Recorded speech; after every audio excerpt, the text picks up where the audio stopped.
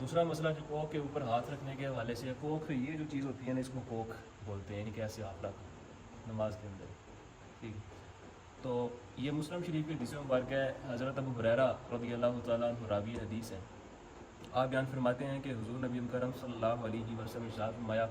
کہ نماز کے اندر کوک پر ہاتھ رکھ کے نماز نہ پڑھا کرو، یعنی کہ منع فرمایا آپ صلی اللہ علیہ وسلم۔ اب اس کی جو حکمتیں ہیں اس میں بھی مختلف روایات ذکر کی گئی ہیں، ٹھیک ہے۔ ایک تو بخاری شریف میں حضرت عائشہ صدیقہ رضی اللہ تعالیٰ عنہ سے روایت ذکر کی گئی ہے کہ یہ جو طریقہ ہے یہ اصل میں بنی اسرائیل کثرت سے ایسا کیا کرتے تھے، اس وجہ سے آپ صلی اللہ علیہ وسلم نے ان کی مخالفت کرنے کا حکم دیا کہ ان کے ساتھ مشابہت اختیار نہ ہو۔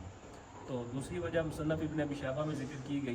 کہ شیطان جب اس کو دھتکارا گیا، راندہ درگاہ الہی کیا گیا، تو اس وقت جب وہ دنیا میں آیا تو اس وقت اس نے اپنی کوکھ کے اوپر ہاتھ رکھا ہوا تھا۔